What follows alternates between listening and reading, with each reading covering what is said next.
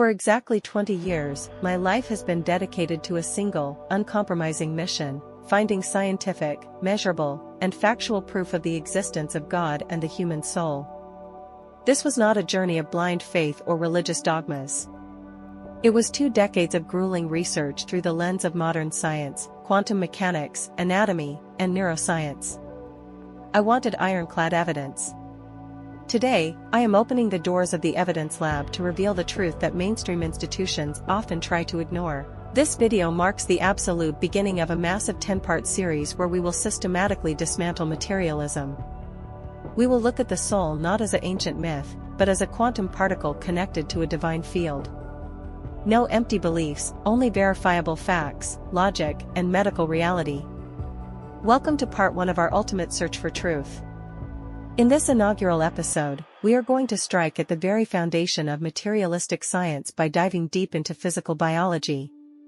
We will analyze the strict laws of human anatomy and the physiology of the brain. For centuries, established science has claimed that your physical body is the only thing that defines you. They want you to believe that you are just an accidental biological machine, a product of chemistry and evolution. But when you look closer at the actual design of the human body, the materialist narrative begins to crack under its own weight. Anatomy does not disprove the divine, it acts as a complex map that points directly to an intelligent architect. To understand how this trap is built, we must confront the central question of modern neurology. Where exactly do your feelings, your thoughts, and your awareness reside? If you ask any mainstream professor, they will tell you that everything you are is generated within your skull. They view the human soul as a primitive concept born out of ignorance.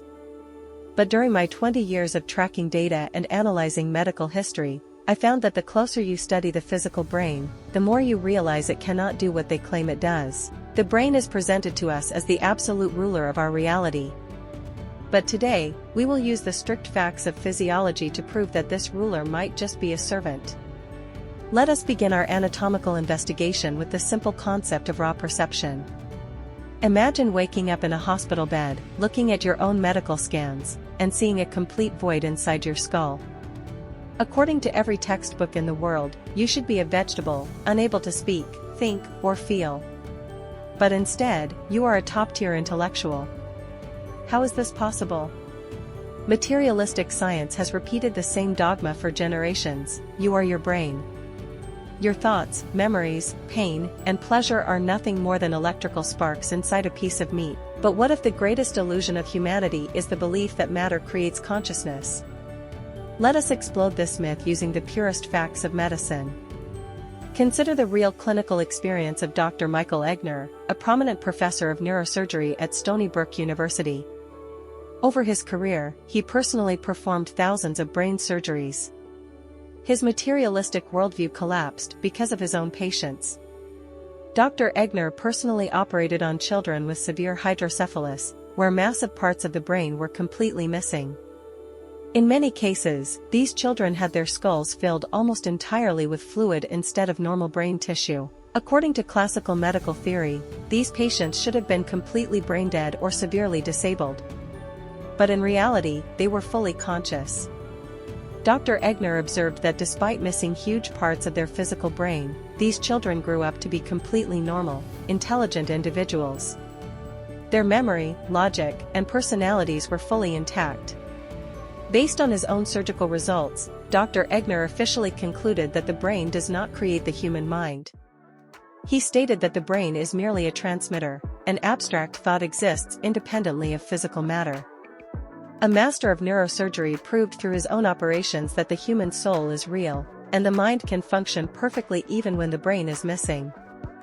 To understand how this matrix crumbles, let us first look at the official story taught in every textbook. How do you feel pain or pleasure? Science says it is a simple mechanical chain. When you touch a hot stove, receptors in your finger send an electric current through your nerves, up the spinal cord, and into the brain. The signal hits the thalamus, which routes it to the somatosensory cortex. At that exact microsecond, as neurons fire and chemicals like dopamine or substance P are released, magic supposedly happens. The dry electrical current transforms into the living, burning feeling of pain or the warmth of pleasure. Materialism claims that consciousness is just a byproduct of biological machinery, a shadow cast by a working engine.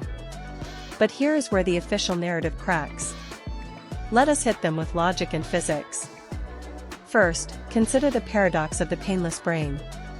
The brain is labeled as the generator of all suffering, yet the tissue of the brain itself has zero pain receptors. During awake craniotomies, neurosurgeons can literally cut, probe, or remove pieces of a living brain while the patient calmly talks to them, feeling absolutely nothing. Second, look at the nature of electricity. The current running through your brain neurons is identical to the current inside your computer or a toaster. It is just a movement of ions. A computer can register that its processor is overheating, but the computer does not experience agony. Why should electricity in a skull feel anything? For decades, scientists dismissed these logical gaps, hiding behind the claim that the brain is simply too complex to understand. They asserted that every single millimeter of the cerebral cortex is vital for human intelligence. But in the late 20th century, technology advanced. The invention of computed tomography and magnetic resonance imaging allowed doctors to look inside the skulls of living, breathing, and fully functional people. What they found did not just surprise them, it completely shattered the foundations of modern neurology. The medical community faced a reality that their textbooks claimed was impossible. They discovered individuals who possessed high intelligence, walked, talked, and excelled in life, but lacked the very organ that was supposed to make them human. The first major nuclear bomb in the history of materialistic science detonated in December 1980. A world-renowned pediatrician and professor of neurology from the University of Sheffield, John Lorber, published a groundbreaking study in the prestigious journal Science. The title of his paper was a direct challenge to the establishment: Is your brain really necessary? Lorber was treating students at the university who suffered from hydrocephalus, a condition where fluid builds up inside the skull. Among his patients was a young man with an incredible intelligence quotient of 126. He had a first-class honors degree in mathematics and was socially completely normal. When Professor Lorber looked at this brilliant mathematician's brain scan, his jaw dropped. In a healthy human, the distance between the brain ventricles and the skull is about 4.5 centimeters of solid brain tissue. But this student had almost nothing. Instead of a normal brain, his skull was filled with cerebrospinal fluid. All that remained of his brain was a microscopic, thin layer of tissue measuring less than 1 millimeter. By all medical laws, this man should have been a vegetable in a permanent coma. Yet, his consciousness, his sharp analytical mind, and his memory were fully intact. He was solving complex mathematical equations with a brain that practically did not exist. The materialistic scientific community tried to silence Professor Lorber's discovery, calling it a medical anomaly. They argued that such a case would never happen again. But in July 2007, a second nuclear bomb exploded in the medical world. This case was so undeniable that it was published in the world's leading medical journal, The Lancet. A 44-year-old French man, a married father of 2 children, went to a hospital in Marseille because of a slight weakness in his left leg. He lived a perfectly normal, stable life. He worked as a successful government tax inspector, managing complex public financial calculations every single day. He had no mental issues, no memory loss, and no history of neurological disorders. The neurosurgeons at the Hôpital de la Timone, led by Dr. Lionel Hewlett and Dr. Jean Pelletier, ordered a routine MRI scan to find the cause of his leg weakness. When the images appeared on the screen, the room went completely silent. The doctors were in absolute state of shock. They thought the machine was broken. The man's brain was practically gone. Massive ventricles filled with cerebrospinal fluid had expanded so enormously that they occupied over 90% of his skull. The actual brain tissue, the gray and white matter, was crushed into a microscopic, paper-thin sheet against the walls of his skull. The very structures that textbooks claim generate human consciousness and logic were missing. Dr. Lionel Hewlett officially stated that the man's brain mass was reduced by 90%. Yet, his intelligence quotient was tested and measured at 84. While this is slightly below average, it is perfectly functional. He was not disabled, he was a state official handling tax documents. Think about the gravity of this physiological fact. 90% of his physical brain was destroyed by fluid over decades, but his personality, his memories, his love for his children, and his professional skills remained completely untouched. If the brain is the creator of the soul, then where was his soul hiding if 90% of the house was completely destroyed? When you combine all these official medical facts, published in Science and The Lancet, the materialistic house of cards collapses. If a man can balance public taxes with 10% of his brain, and a student can master advanced mathematics with less than a millimeter of cortex, then the brain cannot be the creator of the mind. So, what is the brain? The answer comes from quantum physics and pioneering neurologists like Sir John Ecclesiastes. The brain is not a generator, it is a quantum antenna. A biological television set. When you watch a movie on your TV, the actors do not live inside the plastic box. The TV simply catches the invisible electromagnetic wave and translates it into pictures and sound. Smash the TV, and the signal remains.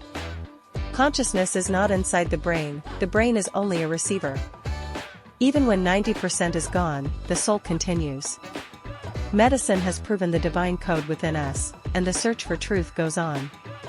To completely crush the materialistic narrative, we must examine a profound mystery regularly witnessed by staff in end-of-life care facilities and hospices.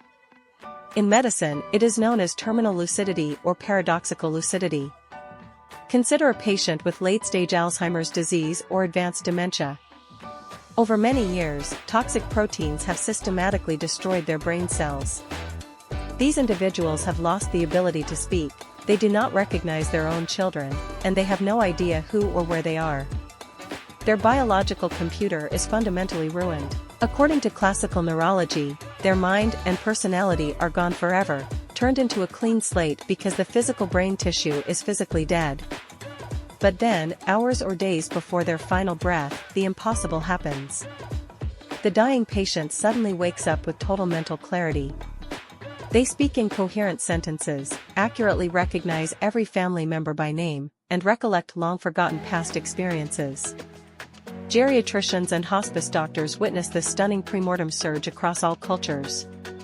From a physiological standpoint, this is impossible because dead neurons cannot magically repair themselves right before death.